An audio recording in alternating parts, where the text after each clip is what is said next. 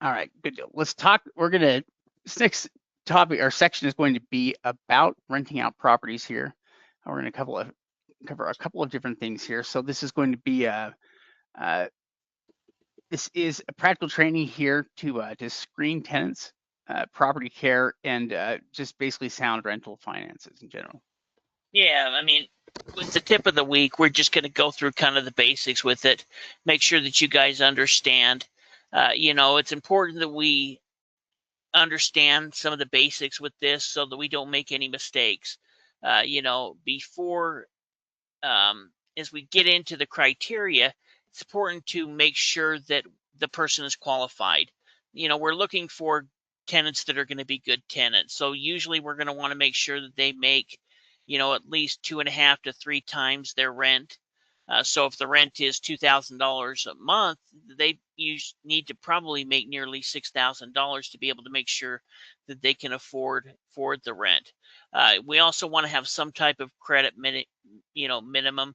That way, we're having tenants that have a history of paying. They don't need to be an 800 credit score, but if they have a good history of paying, then this is going to probably be somebody who is going to continue paying. We look for references, look in things like into their evictions. And so the application process is a very important step in us determining who's going to be the best tenant and who's going to work right, especially if we're going to be renting it out and being kind of the landlord ourselves versus using, a property management company. Yeah, well, and who we picking or choosing as tenants, can have a lot to do with what kind of a renting experience we're going to have. You pick the right tenant, you can have a very easygoing experience there where rent just basically gets paid. And if you make the wrong choice, it can turn into a bit of a nightmare. And so, yeah, I think the more careful we can be here about selecting people, the tenants, I think all of that. Anytime you spend time researching and putting some effort into uh, checking out tenants before you rent out, I think is money and time well spent. And because again, a good strong renter can stay in the same place for years in many cases, and can be very hassle free, whereas a bad renter can be just the opposite. Yeah, exactly. So go ahead and go back there real quick. So as far as there's certain things that, as far as fair housing is concerned, that we need to make sure that we protect, or that we don't disqualify them from, I guess I should say. So we're looking at income, we're looking at credit, but what we can't do is we can't judge somebody on their race, their color, their national origin, their religion, sex, family status, disability. So as we're interviewing these individuals, we need to make sure that we're looking at the documents and what our standards are, and not disqualify anyone because of any of those reasons. And then also make sure that we have a strong lease set up with everything that's going to be involved as well. So not only do we have the application, but this is how the lease is going to be, so that you have everything ready when you do find that right tenant.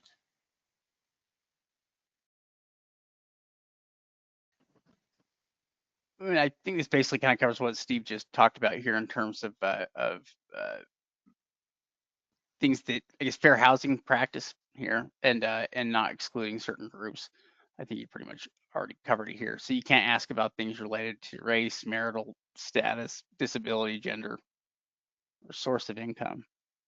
Yeah, yeah, It's kind of funny that you can't ask about their source of income, but you can ask them about their income.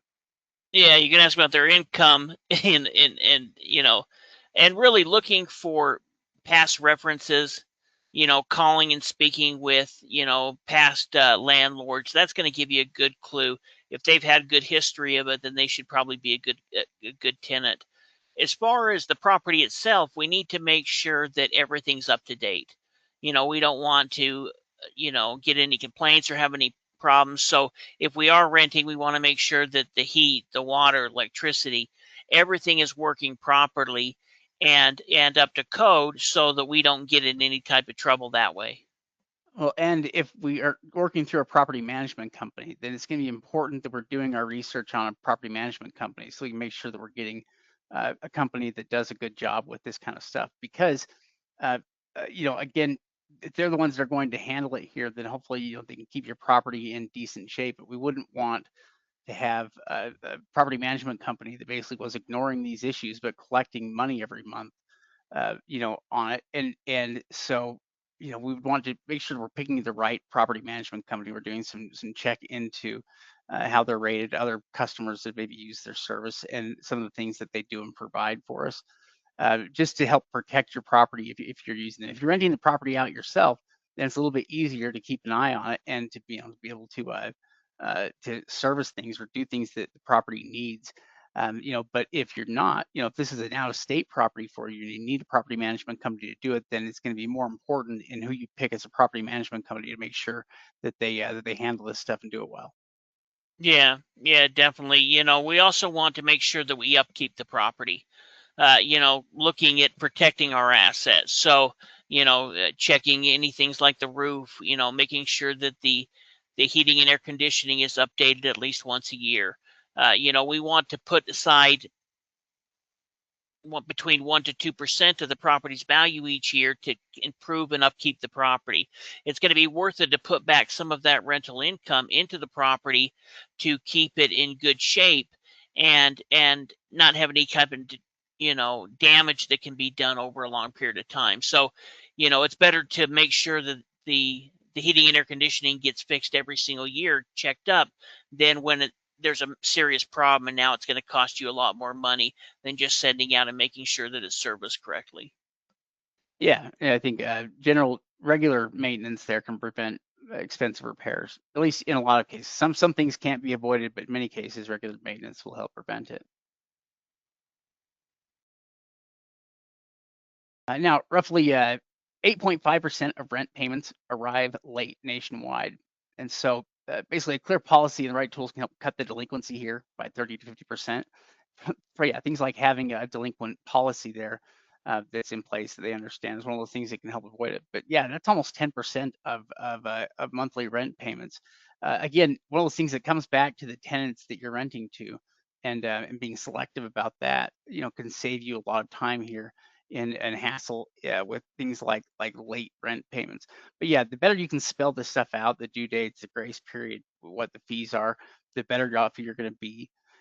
You can also make it a little bit better by making it easier for tenants to pay. So this is doing things like being able to pay online or through ACH or auto pay. That the easier you can make it for renters to pay, the easier it's going to be for you to get your money. And there's so many different ways we can do this today. There's just no reason really not to. Um, other things like keeping a separate operating account so you can track things like your income and your expenses on the property. That's probably a good idea, and something you can reconcile monthly, for taxes and for Schedule E. Yeah, yeah, exactly. So a lot of this can be done online. We want to make sure that we've set a date, we have a grace period, and then some type of penalty if they are late.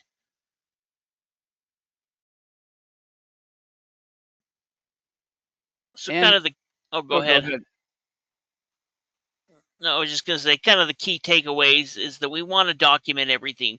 We want to be prepared beforehand. So if this is your first rental, we're going to want to make sure that we've got the right, lease set up, that we have the right processes in place so that we can weed out applicants and really try to find the best applicant. We really, if we're looking to be, a landlord, we want to have long-term tenants.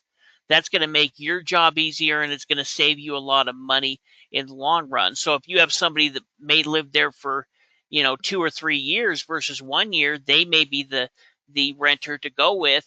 If as long as they have good history and everything, that way you're actually going to be making money because you're not going to have time where it's going to be sitting vacant trying to refill it. Yeah, really, most of these things though are pretty simple, and they're common sense things that any landlord can do in terms of just recording things here, treating people the same, and trying to keep the property up to date. And the better you've been about maintaining the property, the easier it's going to be to rent out.